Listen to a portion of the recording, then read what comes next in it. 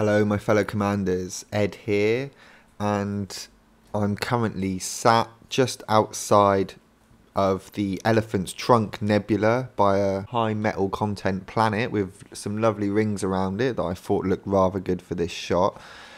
And this is basically the start of my grand tour of the Elite Universe. I've left civilized space and I'm venturing out into the verse to go and see what I can see in my asp. If you're wondering how I fit my asp, I think if you watch the previous video, I'd done a sort of detailed analysis, I guess, of the fittings and how I set out and what I was planning to do with it.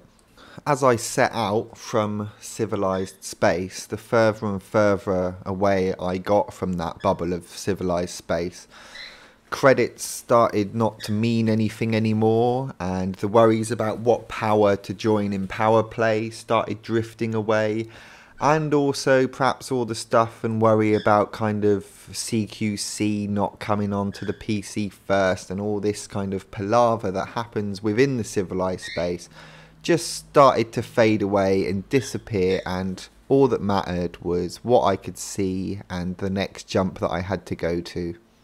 Now, I don't know if you noticed there, but on the screen there was a rather grouped cluster of stars while I was at Elephant's Trunk Nebula looking out into the map, and I decided to try and find where it was, and I found that it was related to this nebula area here, and all the stars and that are kind of filled with black holes, so I thought this was definitely somewhere I should head for. It took a little while to find it on the map. I had to kind of pinpoint areas and then look back at the galaxy map, see it back at the sort of out of my screen view to see where it was and whether I was lining it up okay. But eventually found it to this kind of cluster of stars. And I thought that would be good to head off to my next place, because I haven't seen black holes either, and that's definitely something that I want to tick off the list. And seeing as there's so many all grouped up here in this little area, I thought that would be a really good place to start, and I think you get quite a lot for discovering them. I reckon because this is quite a sort of prominent feature on the map, especially when you get to the Elephant's Trunk Nebula and you can see it in the distance, that they're probably all discovered by previous commanders, but at least I can go there and discover them and get the exploration data for that, although not being able to get the kind of the ×2 benefit for being the first to explore it.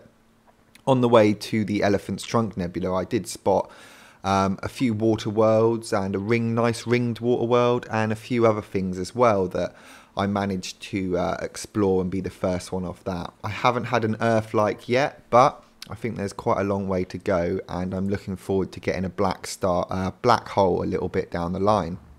So I set a course for that area, and I just turn and take one more look at the Elephant's Trunk Nebula and decide to get the hell out of boot and make my way towards that cluster of really bright stars that you can see there in the distance.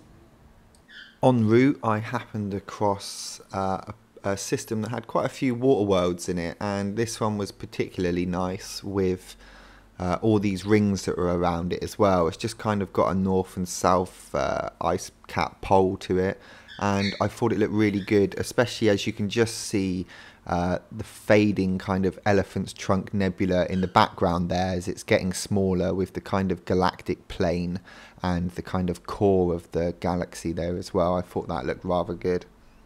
I thought I'd just like to take a few minutes to talk about how I go about exploring planets, and I've kind of got myself into a little routine of what you do when you land in a planet, and I've started to remap buttons on my controller so I don't have to put my hand on my mouse or my keyboard at all, so I can do it all from my joystick and throttle. So I'll just kind of walk through the things that I do when I land in a system. So if you haven't done exploration, this will just give you a loose idea of how you go about doing it. So here we go, I land, and the first thing I do is aim towards the center of the star, and I move towards it. So if it's scoopable, I start scooping fuel, but not too close because obviously you don't want to overheat. I lock the star, which starts doing a detailed surface scan, and at the same time I scan the system to find out what planets are there. And then as soon as that scan's done, I jump into my solar system view, have a look. On that occasion there was nothing really there, so there's nothing to look at, so I can then lock the next system that I need to jump to. I've got that remapped to a button as well. Finish off scooping, and then as soon as the scoops disengage because you're out of range, you can then warp into the next system. And that's the kind of routine that I follow. Obviously if there's something that you want to investigate and look a bit more into it, just to get a detailed surface scan of it, like an Earth-like or a water world or something that's going to pay off a little bit, then you go off and have a look at that and then jump to the next system, obviously.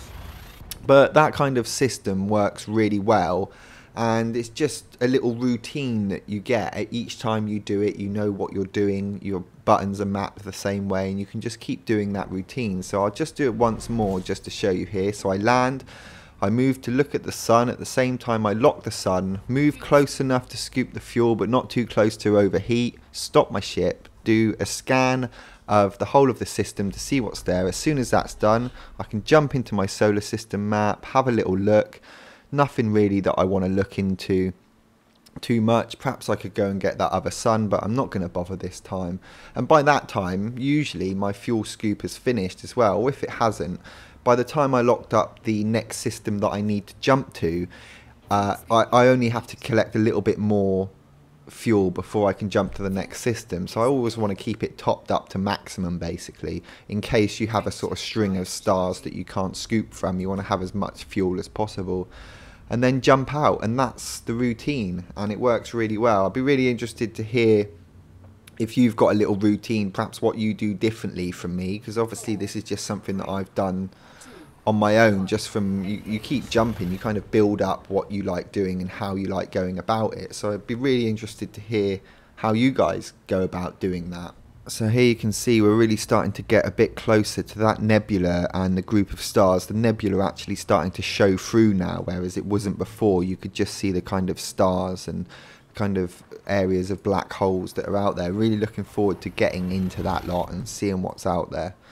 And here we get a little closer again, and with this one I just want to show the effect of how when you move away from the sun that you land at, as you move away from it, the nebula starts to become more apparent. Obviously, as you get less light pollution, it starts to really show up. But yeah, I really like that effect. I think it's a clever little add-on to the game there. So here I am on the cusp of all of those stars and the nebula. As you can see, the star that I'm at leads out to all of them, and I decide that this would kind of be a good place to hunker down for the night, because I've been playing for quite a while, and I thought that perhaps in the next episode I could take a look at all those stars and black holes and look at all the colours within the nebula as well. So I decide to sort of leave it there. I'm so close to having a look at it and I really want to go in, but I think it will be good to come back to it in the next visit with a sort of fresh face. But before I switch it off completely, I found myself a really nice looking planet and decided to take a few screenshots of the nebula. And another thing that I really like to kind of do is just before I log off, find myself a really nice sweet little spot with a really good view just to hunker down for the night. So when I log back into the game, I've got that view to look at straight away, and that's just something that I've really started to enjoy. Anyway, that's about it for this episode. I hope you enjoyed it, and in the next one we'll go take a look at all those stars that you can see there within that nebula, and hopefully quite a lot of the black holes that are in there as well, and that'll be the first time that I've experienced black holes, so I'm really looking forward to that.